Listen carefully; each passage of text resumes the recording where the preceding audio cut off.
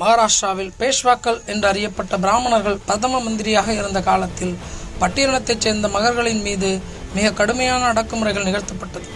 மகர்கள் பொது வீதியில் நடந்தால் அவர்கள் பாதம் பட்ட இடம் தீட்டாகிவிடும் என்று, அதை துடைப்பதற்கு அவர்கள் இடுப்பில் துடைப்பமும், அவர்கள் எச்சில் பட்ட நிலம் தீட்டாகிவிடும் என்று, அந்த எச்சிலை துப்புவதற்காக அவர்கள் கழுத்தில் ஒரு பானையும் கட்டப்பட்டிருந்தது. மகர்கள் தாங்கள் இழந்த அடையாளத்தையும் மரியாதையையும் மீட்டெடுக்க கடுமையாக போராடி கொண்டிருந்தார்கள். 19ஆம் நூற்றாண்டின் தொடக்கத்தில் மகர்களின் மன உறுதியையும் வலிமையையும் கண்ட ஆங்கிலேயர்கள் அவர்களை தங்கள் படையுடன் இணைத்து அவர்களுக்கு போர் பயிற்சி வழங்கினார்கள். பேஷ்வாக்களின் ஆட்சியை வீழ்த்துவதென்று முடிவெடுத்தார்கள் ஆங்கிலேயர்கள். மகர்களின் சேனாதிபதி சித்நாத் அவர்கள் பாஜிராவ் 2ஆம் பேஷ்வாவுடன் ஆங்கிலேயர்களுடன் இணைந்து சொந்த நாட்டு மக்களுக்கு எதிராக போர் புரிய நாங்கள் விரும்பவில்லை. பேஷ்வாக்களின் படையுடன் இணைந்து நாங்கள் போரிட்டால் உங்கள் ராஜ்யத்தில் எங்கள் நிலை என்ன, உங்கள் இராணுவத்தில் எங்களுக்கு என்ன இடம் கிடைக்கும் என்றார்.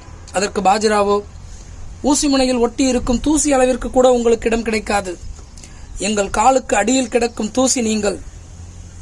சதுர்வர்ணம் விதித்தது போல் நீங்கள் தீண்டத்தகாதவர்களாக இருப்பீர்கள், அதில் எந்த மாற்றமும் இல்லை என்றார். இந்த பதில்களை கேட்டு சித்நாத் மிகுந்த கோபமடைந்தார். சொந்த மண்ணில் எங்களுக்கு எதிராக நிகழ்த்தப்படும் அநியாயத்திற்கும் அடக்குமுறைக்கும் எதிரான போர் இது. இந்த போரின் முடிவில் உயர் சாதி மக்களின் ஆணவம் மண்ணோடு மண்ணாக்கப்படும் என்றார்.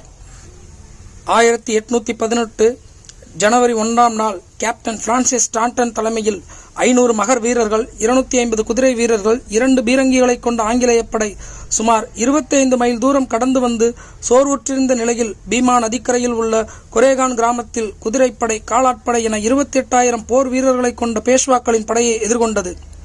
கொரேகான் கிராமத்தின் குறுகிய தெருக்களும் உயரமான கட்டடங்களும் பேஷ்வாக்களின் குதிரைப்படைக்கு சவாலாக இருந்தது. பகல் இரவென சுமார் 12 மணி நேரத்திற்கும் மேலாக நடந்த போரின் இறுதியில் 28,000 வீரர்களை கொண்ட பேஷ்வாக்களின் படை தோற்கடிக்கப்பட்டது. போரின் வெற்றியை பறைசாற்றும் விதமாகவும் வீர மரணமடைந்தவர்களின் நினைவாகவும் 75 அடி உயர வெற்றி தூணை அங்கு ஆங்கிலேயர்கள் எழுப்பினார்கள்.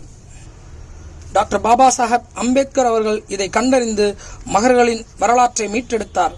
1927 ஜனவரி 1ஆம் நாள் கோரேகானில் மக்களை ஒன்று திரட்டினார். அங்கு அவர் எழுப்பிய முழக்கம்தான் ஜெய் பீம். ஒடுக்கப்பட்ட இனத்தின் மக்கள் தங்களுக்கான வரலாறை ஒரு நாள் தாங்களே எழுதுவார்கள் என்று உலகுக்கு உரைக்கச் சொன்னார். மகர்களைப் போல சுயமரியாதை உணர்வும் போராடும் குணத்தையும் கொண்டு பாபா சாஹேப் அவர்களின் தலித் அரசியலின் வழி நின்று பட்டியலின மக்களும் சாதியத்தை ஏற்காதவர்களும் ஒரு அணியாக திரண்டு இந்த சாதிய அமைப்பை எதிர்த்து களமாடும் பொழுது இந்தியாவின் அரசியல் வரலாறு தலைகீழாக மாறும். வரலாற்றை மாற்றி எழுதுவோம். ஜெய் பீம்.